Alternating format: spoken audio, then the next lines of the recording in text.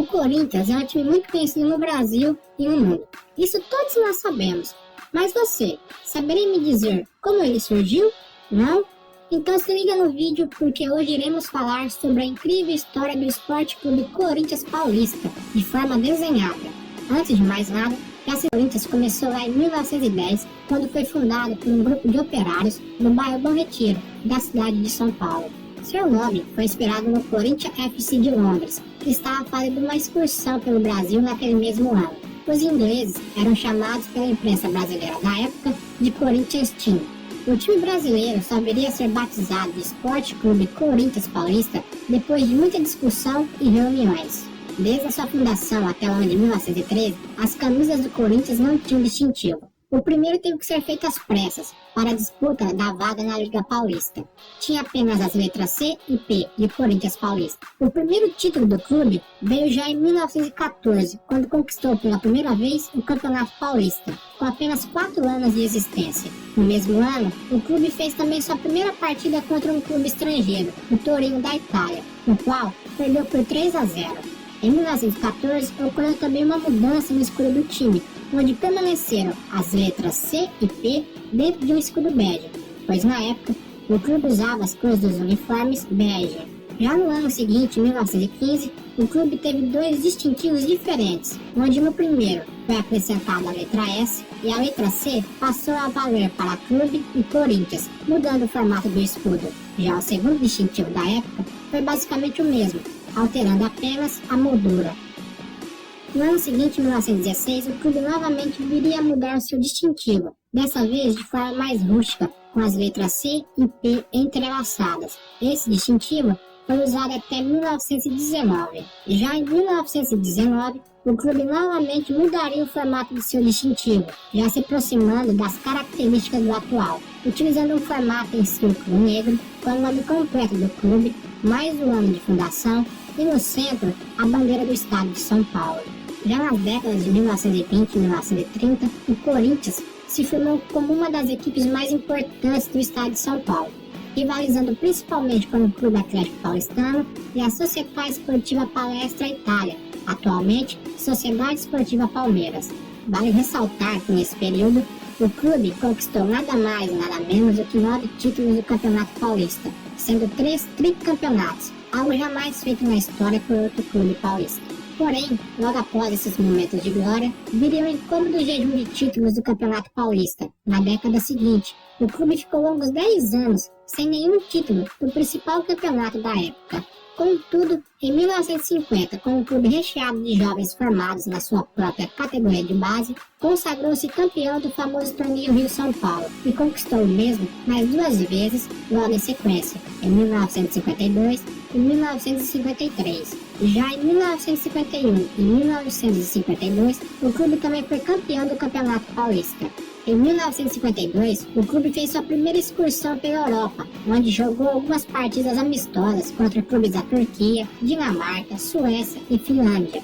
Na década de 1960 e meados de 1970, o clube conviveu com um incrível jejum de títulos. Porém, em 1976, ocorreu a primeira grande invasão corintiana em um estádio adversário. E isso foi no dia 5 de dezembro daquele ano, no estádio do Maracanã, quando a torcida corintiana fez a loucura de colocar mais de 70 mil torcedores em um estádio rival. O jogo, no caso, foi contra o Fluminense, pelo Campeonato Brasileiro. Que loucura, hein, torcedor corintiano? O jejum de títulos do clube veio a terminar somente no ano de 1977, em um jogo memorável contra a Associação Atlética Ponte Preta, no estádio do Morumbi, quando o Basílio fez o gol que acabaria com o jejum de títulos do clube. Em 1979, o distintivo do clube viria a sofrer mais uma alteração. Em 1939, o pintor português Antônio Ferreira de Souza pintou a âncora e os 2 remos ao redor do escudo redondo do clube. Já em 1979, foi incluída uma boia ao redor do escudo redondo e também foram modificados os traços da âncora. Na década de 1980, surgiu a então famosa Era da Democracia Corintiana. Os resultados ruins em campo levaram às mudanças na diretoria com a saída de Vicente Matheus. Os jogadores passaram a ter papel ativo nas decisões do clube. Tudo era resolvido pelo voto, das contratações até o local de concentração. Junto com a democracia corintiana, veio novamente uma mudança no distintivo do clube, na qual seria a última e que é utilizada até hoje. A bandeira central ganhou movimento, bem como foi redesenhada, para repetir a bandeira oficial do estado. A boia, em volta do círculo, foi disfarçada e amarras foram colocadas para completar o escudo. As mudanças da era da democracia corintiana surtiram efeitos já em 1982, quando o clube comandado por Sócrates, Birubiru, Zenão e companhia conquistaram o Campeonato Paulista em cima do arquirrival São Paulo. No ano seguinte, o Corinthians mais uma vez enfrentou São Paulo na final do Campeonato Paulista, conquistando o título mais uma vez. Que freguesia do São Paulo, hein? Em 1984, o clube chegou a mais uma final do Campeonato Paulista, buscando seu quarto tricampeonato, algo que iria entrar para a história do futebol brasileiro. Mas o Corinthians perdeu o título para o seu outro arquirrival, o Santos. O primeiro título do Campeonato Brasileiro do Corinthians só veio em 1990. E olha só, sabe em cima de quem o Corinthians foi campeão brasileiro daquele ano? Não? Do São Paulo. Isso mesmo, a freguesia do São Paulo para o Corinthians era demais, hein? O que vocês acham? Em 1995, o clube viria conquistar seu primeiro título da Copa do Brasil, de forma invicta em cima do Grêmio de Porto Alegre. Na época, a competição contava com 36 times diferentes. Até a final, o Corinthians jogou 4 jogos, vencendo todos eles, inclusive o próprio Grêmio na final. O Corinthians viria a ganhar mais 2 campeonatos brasileiros antes dos anos 2000, em 1998 e 1999, se tornando tricampeão brasileiro. No entanto, em 2000, o Corinthians ganhava seu primeiro campeonato mundial, em cima do Vasco, numa final disputada no Brasil, no estádio do Maracanã.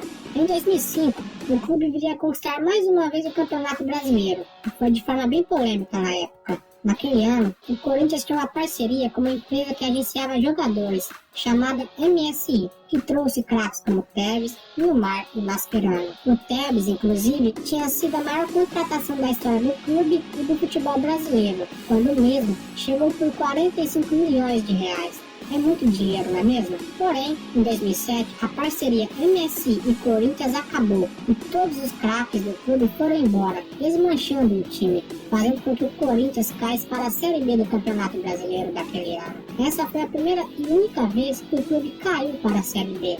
No ano seguinte, porém, as coisas começaram a mudar no clube. Depois de um período de instabilidade e com o fim da parceria, o Corinthians conseguiu chegar à final da Copa do Brasil, sendo vice-campeão, perdendo a final para o Sport de Recife.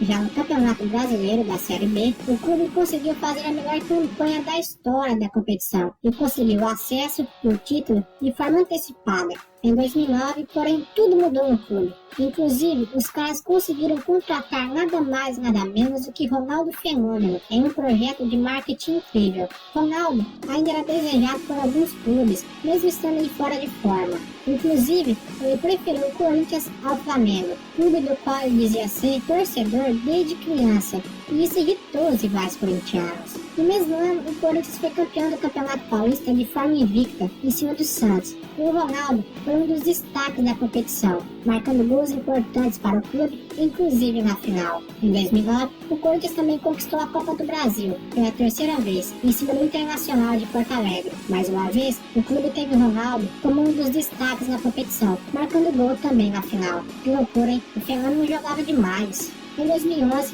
o Corinthians começou o ano com uma eliminação precoce na fase preliminar da Libertadores, e isso culminou na saída dos ídolos Ronaldo e Roberto Carlos. Porém, no mesmo ano, o clube deu a volta por cima, e após ter sido vice-campeão paulista, o Corinthians se sagrou campeão brasileiro daquele ano novamente, chegando ao seu 5º título nacional. Porém, meus amigos, em 2012 foi quando tudo deu certo para o clube e o torcedor corintiano. O Corinthians fez uma das mais importantes temporadas da sua história. Após conseguir manter o elenco base, campeão brasileiro do ano anterior, o clube se consagrou campeão da Copa Libertadores da América, título que jamais tinha conquistado na história. E a campanha do clube no torneio foi surreal. Os caras foram campeões invictos em cima do todo-poderoso Boca Juniors. E não para por aí não. No mesmo ano, o Corinthians conseguiu conquistar o seu 2º título mundial de clubes. Dessa vez, em cima do Chelsea da Inglaterra, vencendo o jogo por 1-0. Os 2 jogos do clube no Mundial ficaram marcados novamente pela invasão corintiana em um estádio de futebol. E tem mais, não foi um estádio brasileiro não. Os caras invadiram o estádio do outro lado do mundo. Isso mesmo, pelas estimativas, afirma que no primeiro jogo do clube, no Mundial, tinham cerca de 15 mil corintianos. E o mais impressionante é que na final, esse número foi 3 vezes maior. Isso mesmo, os caras colocaram 45 mil torcedores brasileiros em um estádio no Japão. É muita loucura. Acho que é por isso que os caras são chamados de bando de loucos. Teve gente que vendeu o próprio carro ou a própria casa só para poder ir assistir ao clube no torneio. E você, o que acha disso? Deixa sua opinião nos comentários. Em 2013, o Corinthians foi campeão paulista, chegando ao 27º título estadual, e também conquistou a Recopa Sul-Americana. E sabe em cima de quem? Você consegue adivinhar? Se você falou São Paulo, então você acertou. Isso mesmo, mais uma vez, campeão em cima do São Paulo. Nos anos seguintes, o Corinthians conquistou mais 2 campeonatos brasileiros, em 2015 e 2017, chegando ao seu 7º título nacional. Conquistou também 3 vezes seguidas o Campeonato Paulista, em 2017, 2018 e 2019. Esse último, sabe em cima de quem foi? Se você disse São Paulo, meu caro amigo, mais uma vez você acertou. Que freguesia, hein? Dessa forma, o clube veio a conquistar o seu tricampeonato paulista pela 4ª vez na história, um feito inédito. Foi a incrível história do Esporte Clube Corinthians Paulista, ou se preferir, apenas Corinthians. E você, o que achou do vídeo? Deixe sua opinião nos comentários e também sugestões para os próximos vídeos do canal. Se gostou do vídeo, deixe o seu like, isso nos ajuda muito. Se inscreva no canal e ative o sininho de notificação, isso ajuda você a ficar por dentro e não perder nenhum vídeo.